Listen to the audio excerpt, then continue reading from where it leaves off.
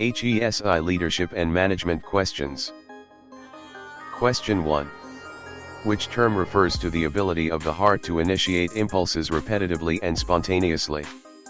Contractility, excitability, automaticity, rhythmicity. C. Automaticity. Correct answer. The correct answer is C. Automaticity. Automaticity refers to the ability of the heart to generate electrical impulses spontaneously, without external stimulation. This allows the heart to initiate its own contractions independently of external influences. Contractility, A, refers to the ability of the heart muscle to contract in response to an electrical stimulus. Excitability, B, refers to the ability of cardiac cells to respond to an electrical stimulus. Rhythmicity, D, refers to the regularity of the heart's electrical impulses. Thus, C is the correct answer as it specifically addresses the heart's ability to generate impulses spontaneously. Question 2. What is the ability of cardiac cells to respond to an impulse by transmitting the impulse along cell membranes? Contractility, automaticity, conductivity, rhythmicity. C. Conductivity. Correct answer. The correct answer is C. Conductivity. Cardiac cells have the ability to transmit impulses along cell membranes, allowing for the coordinated contraction of the heart. Conductivity refers to this specific property of cardiac cells to propagate electrical signals. Contractility, A, refers to the ability of cardiac muscle cells to generate force during contraction.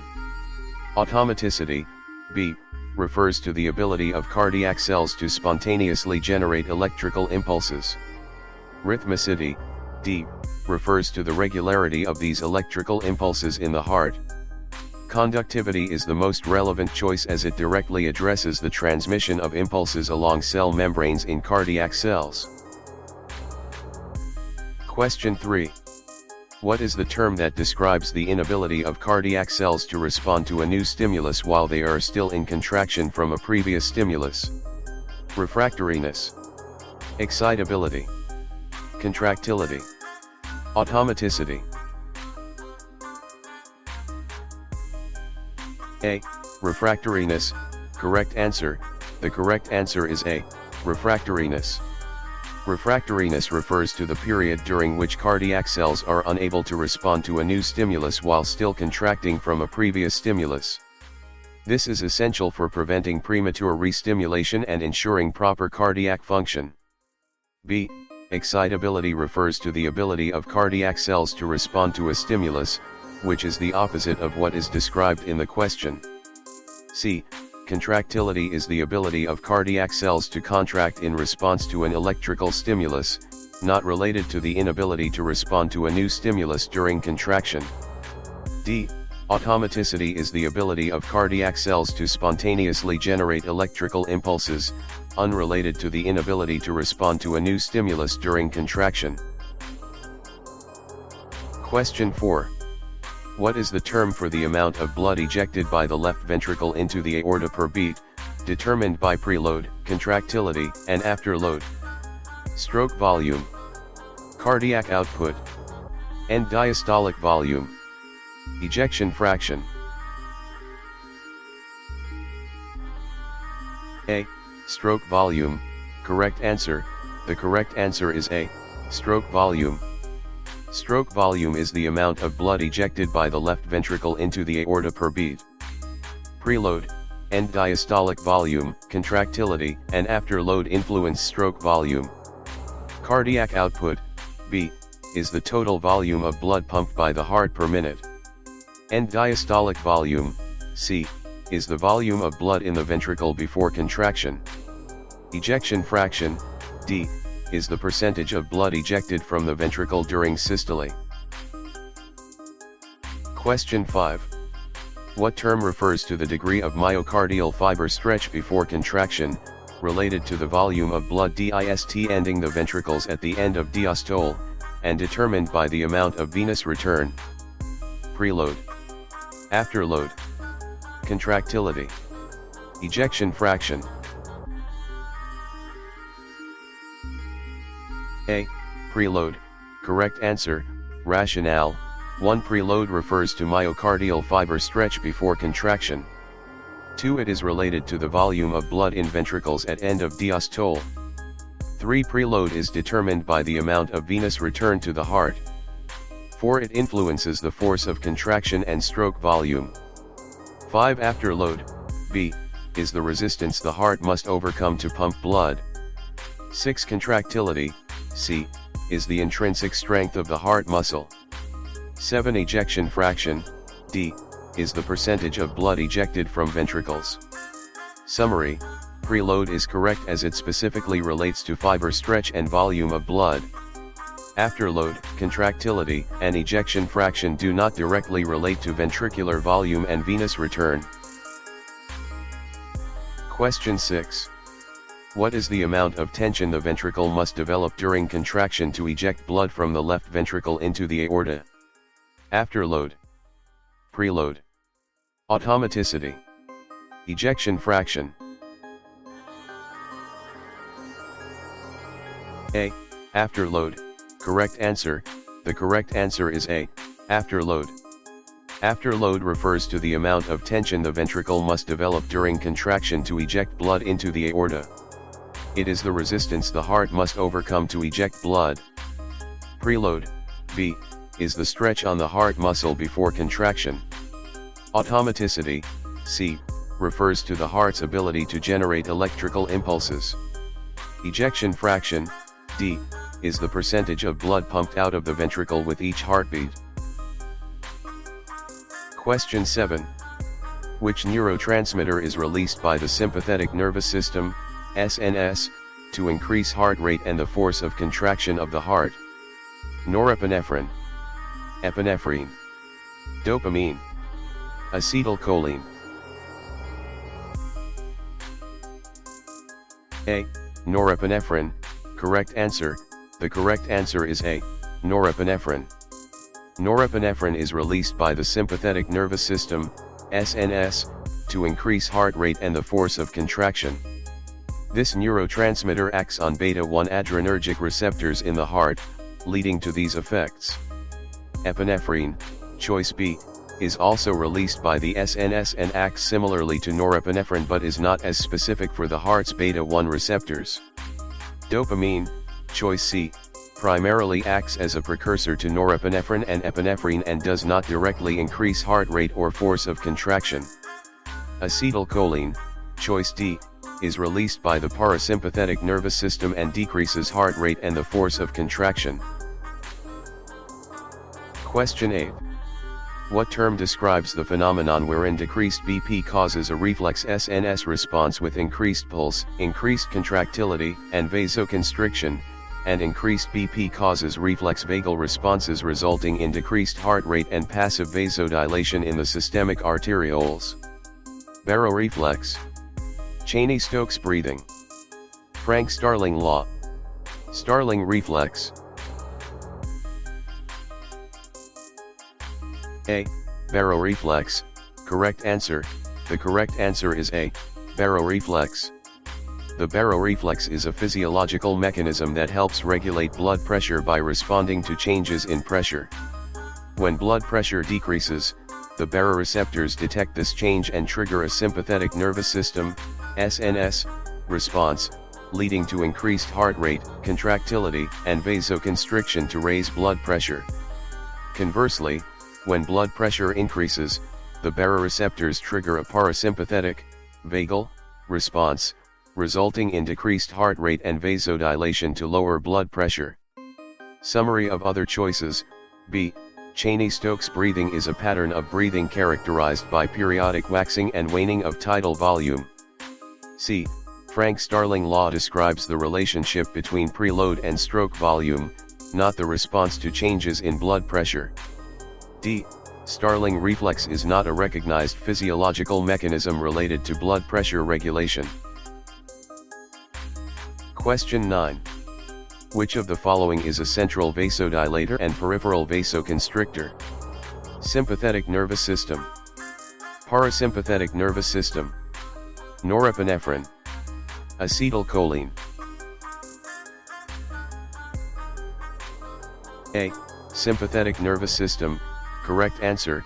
The correct answer is A. Sympathetic nervous system.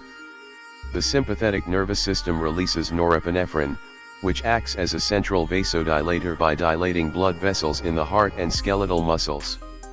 It also acts as a peripheral vasoconstrictor by constricting blood vessels in other areas to redirect blood flow to vital organs during fight or flight responses. B. Parasympathetic nervous system is incorrect as it primarily promotes rest and digestion, not vasodilation or vasoconstriction. C. Norepinephrine is incorrect as it acts as a peripheral vasoconstrictor, not a central vasodilator. D. Acetylcholine is incorrect as it primarily functions in the parasympathetic nervous system and is not associated with central vasodilation or peripheral vasoconstriction. Question 10. This is a more accurate indicator of tissue perfusion. It represents the cardiac output in terms of liters per minute per square meter of body surface area. Its normal range is 2.4 to 4 L/min. Cardiac index. Stroke volume. Ejection fraction. Cardiac output. A. Cardiac index. Correct answer. The correct answer is A. Cardiac index. Cardiac index is a more accurate indicator of tissue perfusion as it takes into account the individual's body surface area, providing a more standardized measure. It is calculated by dividing the cardiac output by body surface area. This normalization allows for a more precise assessment of tissue perfusion compared to just cardiac output alone. The normal range of cardiac index is 2.4 to 4 L/min/m²2. Summary: Choice B, stroke volume, is incorrect because it is the volume of blood pumped out by the heart with each heartbeat, not accounting for body surface area. Choice C, ejection fraction, is incorrect because it is the percentage of blood ejected from the heart's left ventricle with each heartbeat, not adjusted for body surface area. Choice D, cardiac output, is incorrect because it doesn't consider the individual's body surface area, making it less accurate in assessing tissue perfusion. Question 11. This heart condition is characterized by decreased cardiac output and tissue perfusion, which can lead to organ failure. Cardiogenic shock. Myocardial infarction. Endocarditis. Pericarditis. A. Cardiogenic shock. Correct answer. The correct answer is A. Cardiogenic shock. Cardiogenic shock is characterized by decreased cardiac output and tissue perfusion due to the heart's inability to pump effectively, leading to organ failure. This condition is a result of heart failure or myocardial infarction.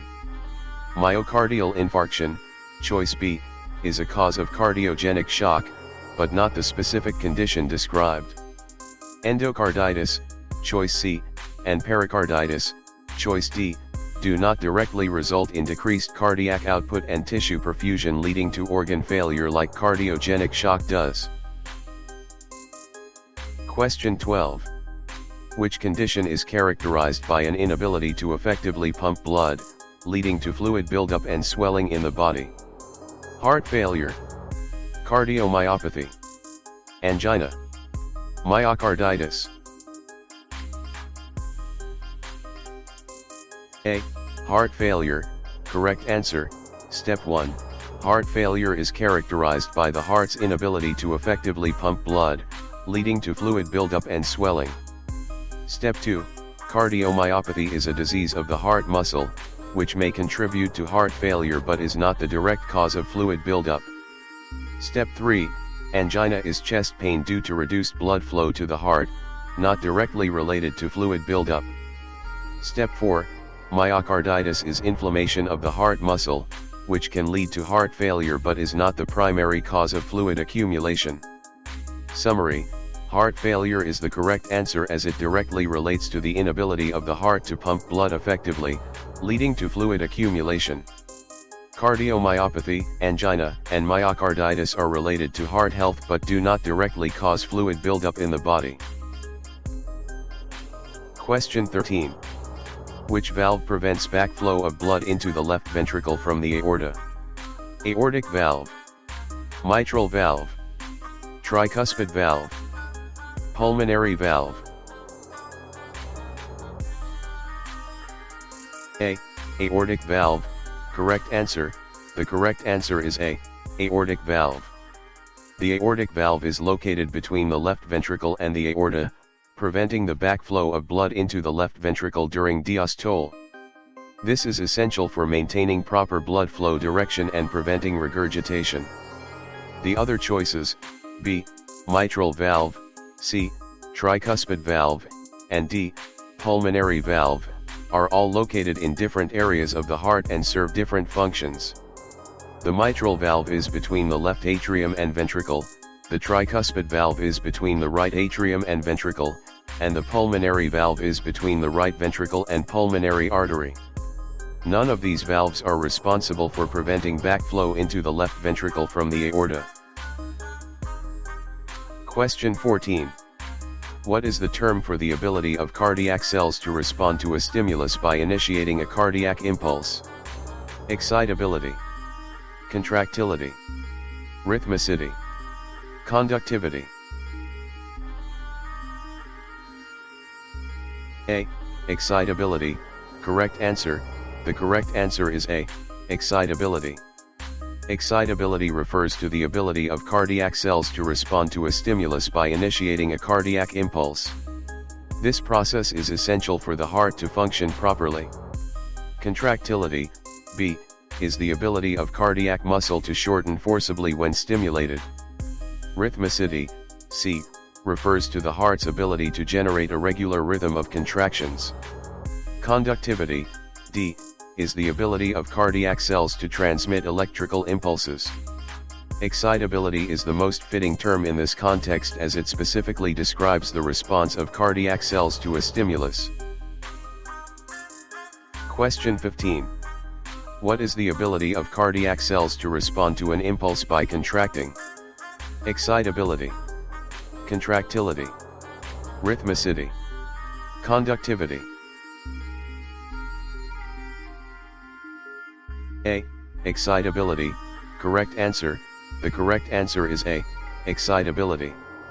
Excitability refers to the ability of cardiac cells to respond to an impulse by generating an action potential and contracting.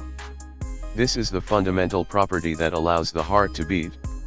Contractility, B, is the ability of cardiac muscle to contract once stimulated, but it does not specifically refer to the response to an impulse. Rhythmicity, C, is the ability of cardiac cells to generate spontaneous electrical impulses, not directly related to responding to an impulse. Conductivity, D, is the ability of cardiac cells to transmit electrical impulses, not specifically related to the response of cells contracting. Question 16. What is the average cardiac output? Approximately 4 to 6 L per minute. Approximately 4 to 8 L per minute. Approximately 5 to 8 L per minute. Approximately 3 to 7 L per minute. B. Approximately 4 to 8 L per minute. Correct answer. The correct answer is B. Approximately 4 to 8 L per minute, because the average cardiac output in a healthy adult at rest is around 5 L per minute. This range of 4 to 8 L per minute encompasses the typical cardiac output values. Choice A, approximately 4 to 6 L per minute, is too narrow and excludes the upper range, while choice C, approximately 5 to 8 L per minute, is slightly broader but still within the acceptable range. Choice D, approximately 3 to 7 L per minute, is too low and does not cover the full spectrum of average cardiac output values. Question 17. What is the approximate stroke volume of the heart? Approximately 60 ml of blood per beat. Approximately 70 ml of blood per beat. Approximately 80 ml of blood per beat. Approximately 90 ml of blood per beat. B. Approximately 70 ml of blood per beat. Correct answer. The correct answer is B. Approximately 70 ml of blood per beat. The average human stroke volume is around 70 ml. This volume represents the amount of blood ejected by the left ventricle in each contraction. It is important to note that stroke volume can vary depending on factors such as age, fitness level, and cardiac health. Choices A, C, and D are incorrect because they do not align with the typical range of stroke volume in a healthy adult. Option A, 60 ml, is slightly below the average, while options C, 80 ml, and D, 90 ml, are above the typical range. Therefore, the best approximation for stroke volume in the heart is around 70 ml per beat. Question 18. This term refers to a change in the inotropic state of the muscle without a change in myocardial fiber length. Contractility, excitability, refractoriness, automaticity.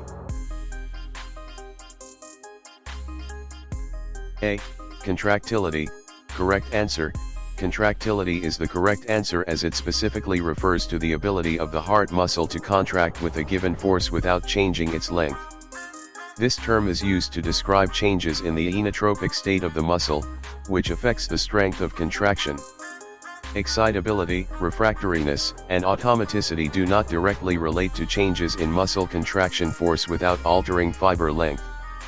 Excitability is the ability of the muscle to respond to stimuli, refractoriness is the recovery period after a muscle contraction, and automaticity is the ability of certain cells to generate spontaneous electrical activity. Question 19. Which term conceptualizes that the greater the myocardial fiber stretch, within physiologic limits, the more forceful the ventricular contraction, thereby increasing stroke volume? Frank Starling's law. Automaticity. Contractility. Excitability. A. Frank Starling's law. Correct answer. The correct answer is A. Frank Starling's law. This law states that within physiologic limits, the greater the myocardial fiber stretch, the more forceful the ventricular contraction, leading to increased stroke volume. This is because increased fiber stretch results in optimal overlap of actin and myosin filaments in the sarcomeres, enhancing contractile force. Summary. B. Automaticity refers to the ability of cardiac cells to spontaneously generate electrical impulses. C. Contractility is the intrinsic ability of cardiac muscle to generate force. D. Excitability refers to the ability of cardiac cells to respond to electrical stimuli. Question 20. What are the pressure-sensitive structures located in the aortic and carotid bodies called? Baroreceptors, chemoreceptors, nociceptors, mechanoreceptors. A. Baroreceptors. Correct answer. The correct answer is A. Baroreceptors. Baroreceptors are pressure-sensitive structures that detect changes in blood pressure in the aortic and carotid bodies. They help regulate blood pressure by sending signals to the brain to adjust heart rate and blood vessel dilation. Chemoreceptors, B, detect changes in chemical composition, not pressure. Nociceptors, C, detect pain stimuli. Mechanoreceptors, D, detect mechanical stimuli, not specifically pressure changes. Therefore, the correct answer is A, as baroreceptors specifically respond to changes in blood pressure. Question 21. Which structure serves as the major chemoreceptor of the heart? Carotid body, aortic body, vagus nerve, SA node. A. Carotid body. Correct answer. The correct answer is A. Carotid body. The carotid body is the major chemoreceptor of the heart, detecting changes in oxygen levels in the blood. It sends signals via the glossopharyngeal nerve to regulate heart rate and blood pressure. The aortic body primarily monitors blood pressure, not chemoreception. The vagus nerve plays a role in regulating heart rate but is not a chemoreceptor. The SA node is the pacemaker of the heart, responsible for initiating the electrical signals for heart contraction, not chemoreception. Therefore, the carotid body is the correct choice for the major chemoreceptor of the heart. Question 22. Which of the following is a central vasoconstrictor and peripheral vasodilator? Parasympathetic nervous system, sympathetic nervous system, dopamine, epinephrine. D. Epinephrine. Correct answer. The correct answer is D. Epinephrine. Epinephrine acts as a central vasoconstrictor by constricting blood vessels in vital organs to redirect blood flow to muscles during fight or flight response. It also acts as a peripheral vasodilator by dilating blood vessels in skeletal muscles to increase oxygen delivery.